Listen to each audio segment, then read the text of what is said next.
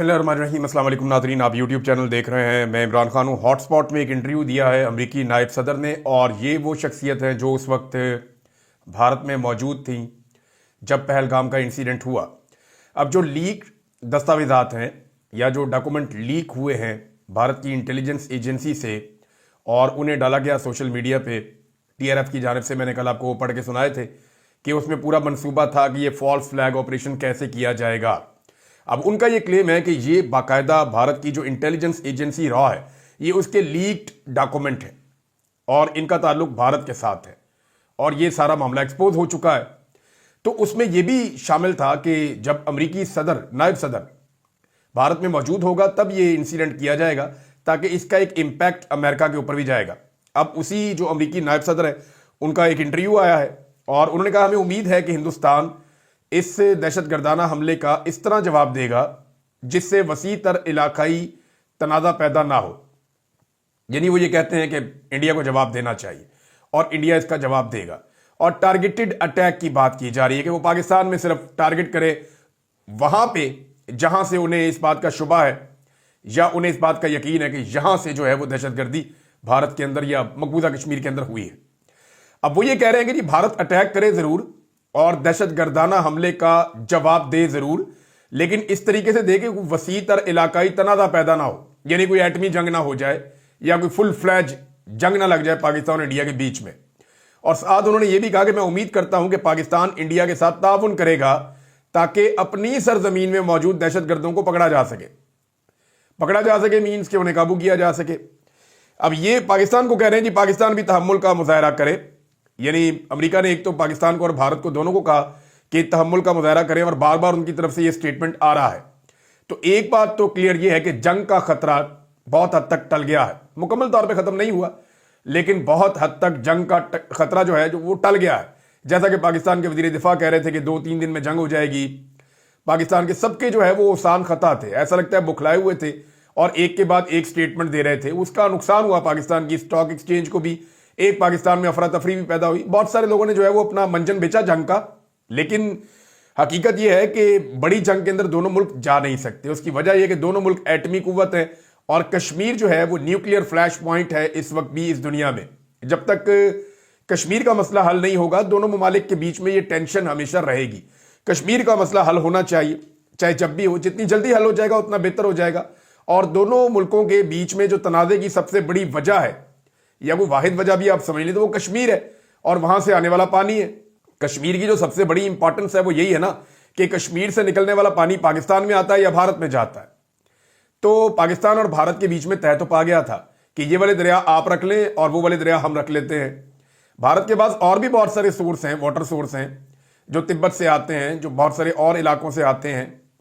लेकिन यहां जो है वो भारत की कश्मीर के ऊपर एक ग्रिप है, उन्होंने कश्मीर को मकबूजा किया हुआ है, बड़े लंबे अरसे से कब्जा उसके ऊपर, और उसके पानियों का वो रुख मोड़ते रहते हैं, उसके पानियों के ऊपर बंद बांधते रहते हैं, डैम्स बनाते रहते हैं। पाकिस्तान इसके ऊपर जो है वो मुजामत करता रहता है। इंटरनेशनली भी, वैसे भी पाकिस्तान बार बार इंडिया को याद दिलाता रहता है कि सिंध-तास मुआहदे की आप खिलाफ वर्जी ना करें। अब तो सिंध-तास मुआहदा ही भारत ने खत्म कर दिया। अच्छा, पाकिस्तान ने इसके ऊपर एक और बड़ा इंपॉर्टेंट स्टेप लिया है कि वो इस मामले को इंटरनेशनल लेवल पर भी लेके जा रहा है।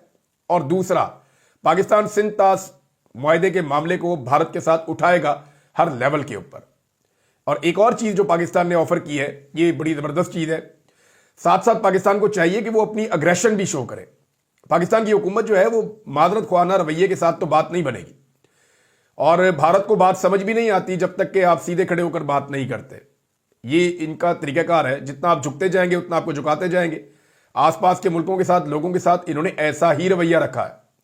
अब आप सिर्फ ये देखेंगे पाकिस्तान ने कितनी जबरदस्त एक ऑफर की है कि आप अक़वाम मुत्तहिदा का कोई कमीशन बना, यूनाइटेड नेशन में चले जाएं, वहां से एक कमीशन बना लें और वो कमीशन आके फैसला कर ले। और भारत इसके ऊपर मान नहीं रहा, अभी तक कोई जवाब नहीं दे रहा।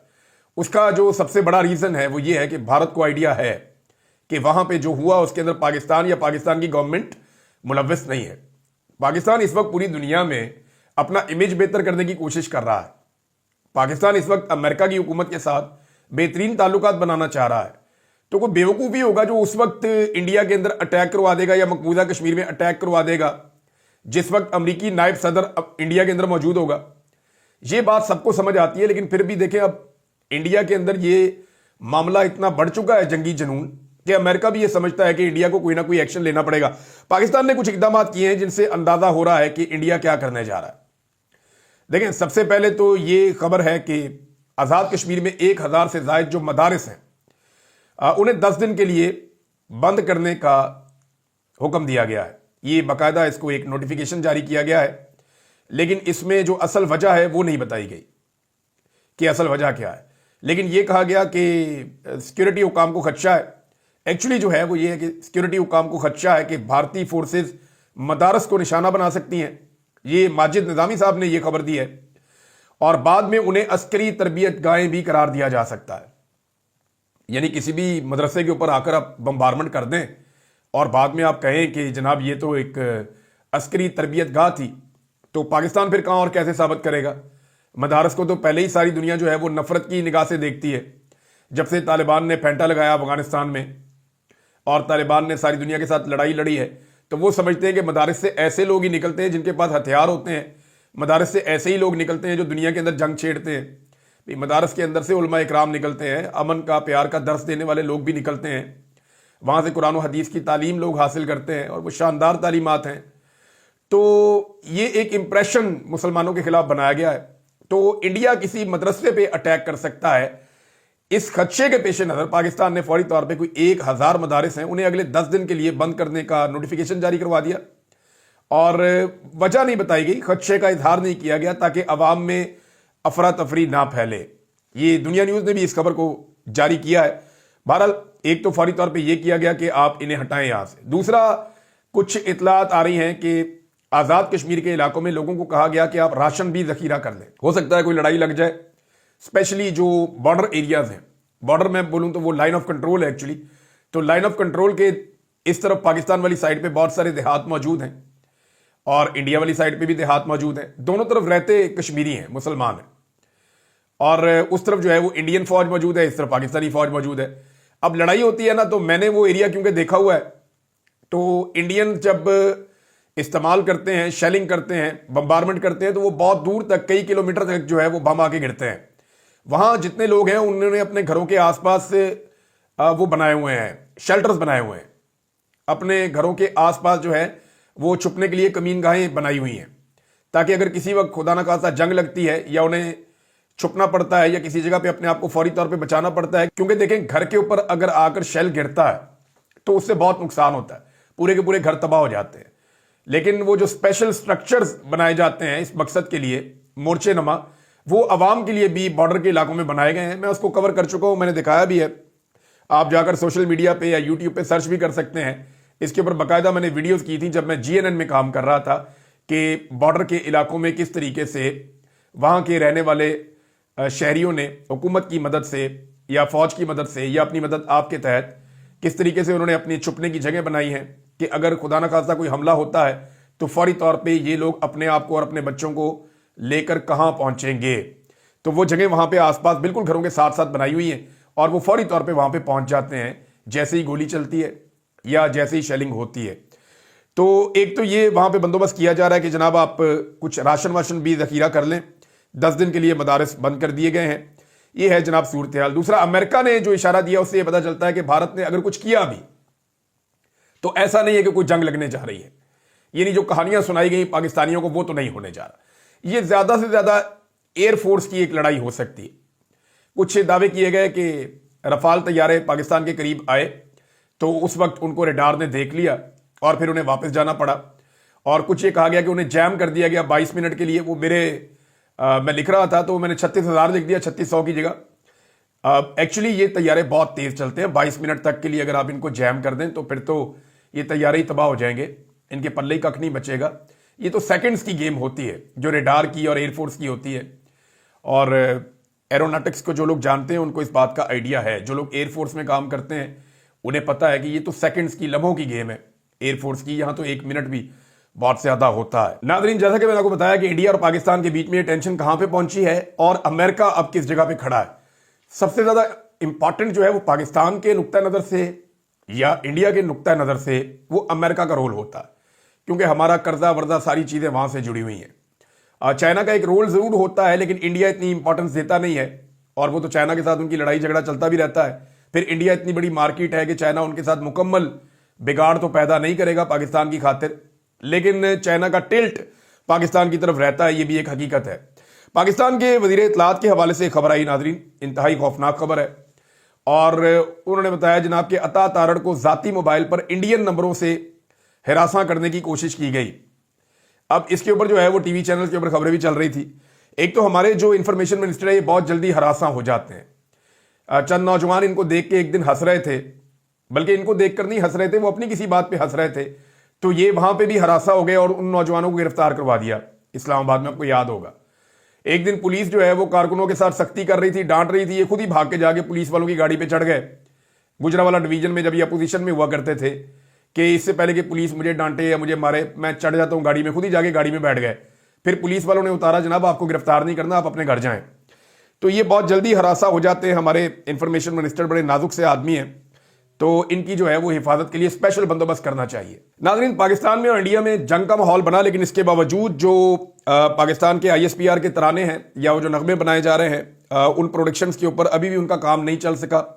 जोर लगाया जा रहा है, कोशिश की जा रही है। मैंने एक नया नगमा भी सुना, लेकिन वो मुझे मिला नहीं वहां पे ISPR की वेबसाइट पे। वैसे भी इंडिया में अब ISPR को भी बैन कर दिया गया है, हमारे सारे चैनल्स तो बैन हुए ही हुए, ISPR भी बैन हो गए, लेकिन अभी भी इस वक्त भी जो काला चैनल है वो इंडिया में देखा जा रहा है और वहां पे वो चल रहा है। शायद उनकी नजर नहीं पड़ी या उनको आइडिया नहीं हुआ कि ये काला चैनल बाकायदा पाकिस्तान की इंटेलिजेंस एजेंसीज के फंड से चलता है और लगातार चल रहा है।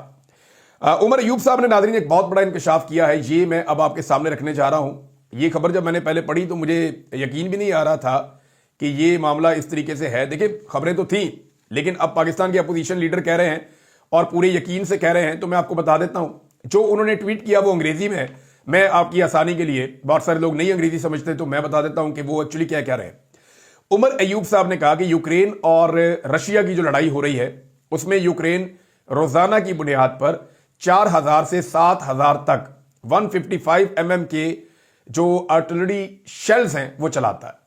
ये शेल मारता है रशिया को 155 mm के।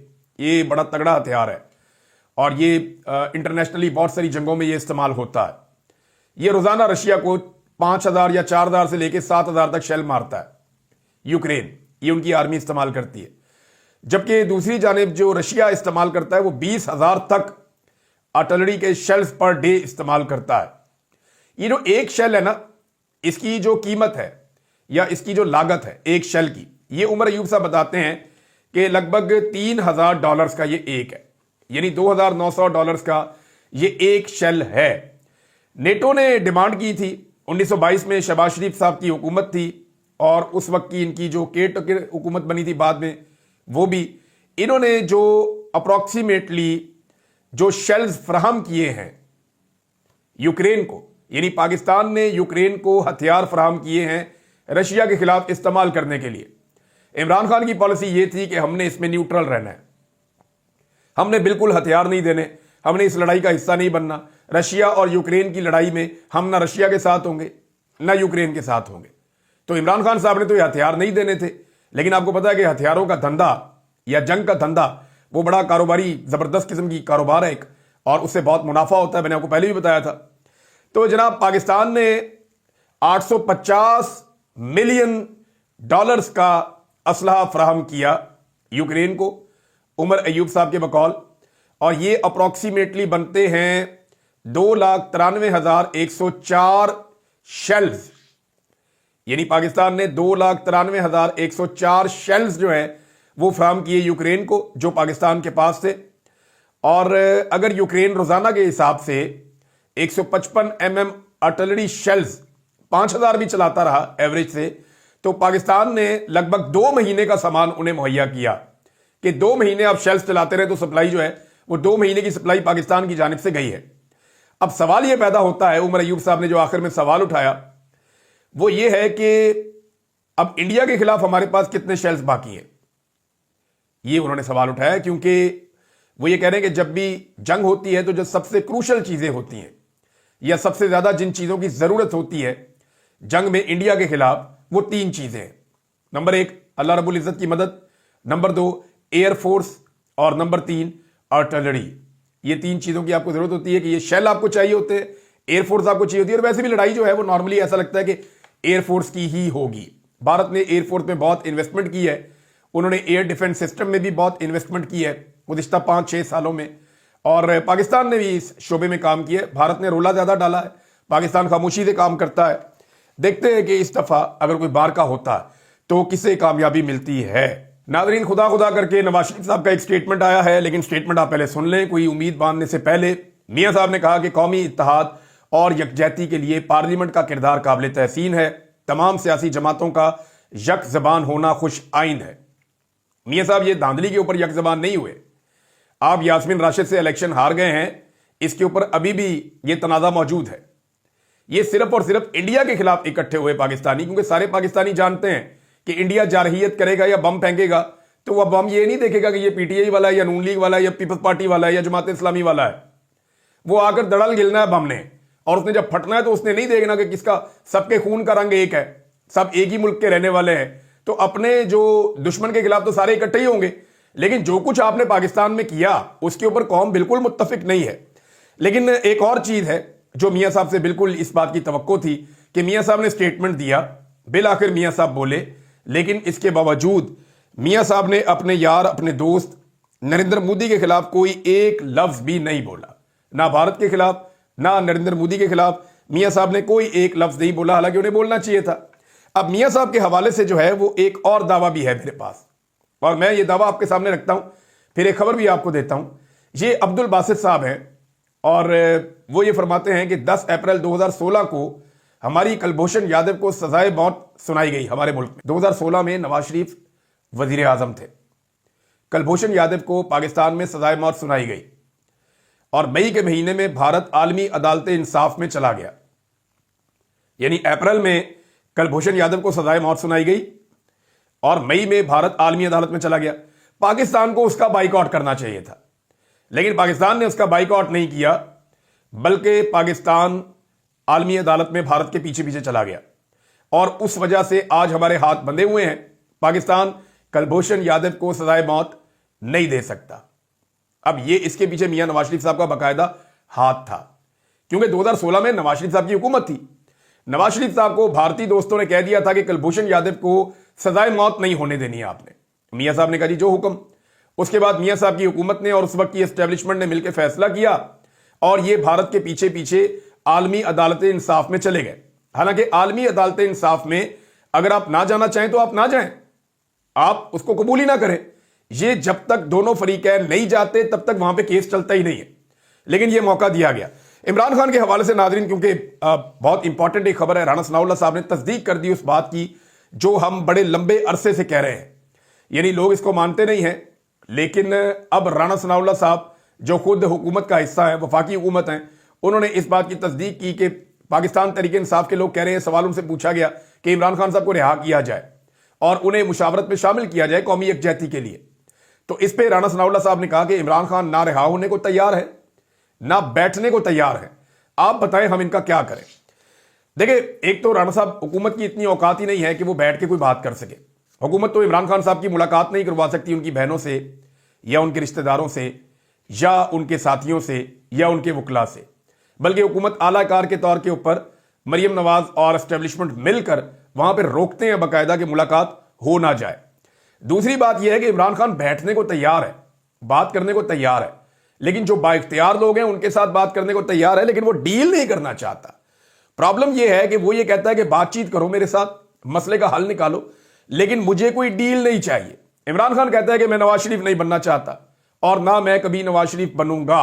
इमरान खान की कोई भी बातचीत हुई तो ये याद रखिएगा कि आखिर में यह प्रोपेगेंडा किया जाएगा कि इमरान खान भी अब नवाज शरीफ बन गया है। यानी अब जो इमरान खान के मुखालिफिन के पास आखिरी हल बचा है, आप अंदाजा कीजिए कि नवाज शरीफ साहब किस लेवल पे पहुंच गए हैं। वो आखिरी हल ये है कि इमरान खान को नवाज शरीफ करार दे दो कि नवाज शरीफ तो बर्बाद हुआ, इमरान खान को भी बर्बाद करवा देते हैं, तो एस्टेब्लिशमेंट के साथ मिलकर कुछ ना कुछ करके अपना इक्तदार बचाकर रखते हैं। लेकिन इमरान खान इस पे बांध नहीं रहा। अब इमरान खान के पास तीन रस्ते हैं इमरान खान के पास। या तो वो नवाज शरीफ बन जाए, पहला रास्ता, जिससे इमरान खान साहब ने इनकार किया कि नवाज शरीफ मैं नहीं बनूंगा। इमरान खान के बाद दूसरा रास्ता यह है कि वो जेल में लंबा अरसा गुजारने के लिए तैयार हो जाए जब तक कि यह निजाम थक के इमरान खान साहब को बाहर ना निकाल दे। यह है दूसरा रास्ता जो इमरान खान साहब के पास है। तीसरा रास्ता यह है कि इमरान खान साहब अवामी ताकत से इस निजाम को शिकस्त देकर बाहर आ जाए, लेकिन इसके लिए उनकी लीडरशिप को हौसला करना पड़ेगा, उनकी लीडरशिप को तगड़ा होना पड़ेगा। लीडरशिप ने अवाम को कमजोर कर दिया, उल्टा डी चौक में ले जाते हैं लोगों को और वहां से खुद भाग जाते हैं, और ये बार बार किया। और अली अमीन गंडापुर का इसमें बहुत बड़ा रोल है। अली अमीन गंडापुर अगर बहादुरी दिखाते, दिलेरी दिखाते, तो आज सूरत मुख्तलिफ होती। अली अमीन गंडापुर एक सूबे का वजीर आला है और उस सूबे के सया सफेद का मालिक है। वहां की अवाम उसके साथ खड़ी हुई है, वो बहुत ताकतवर है। वहां पे इतना मैंडेट कभी किसी को नहीं मिला, वो जितना चाहे दबाव डाल सकता था वफाक के ऊपर, लेकिन बदकिस्मती से उसने दबाव में आना पसंद किया, दबाव डाला नहीं।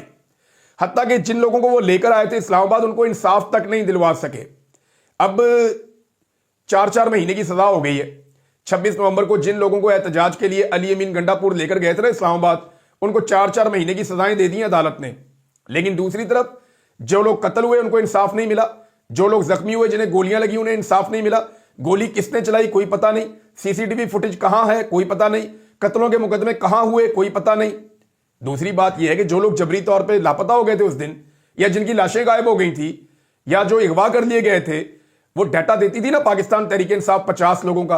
अली अमीन गंडापुर ने खुद क्लेम किया कि जनाब कुछ मिल गए हैं, हमारे 35 के करीब लोग रह गए हैं। उसके बाद से लेकर अब तक ना किसी ने पूछा ना इन्होंने बताया। तो वो लोग कहां गए, ये भी एक बड़ा सवाल है।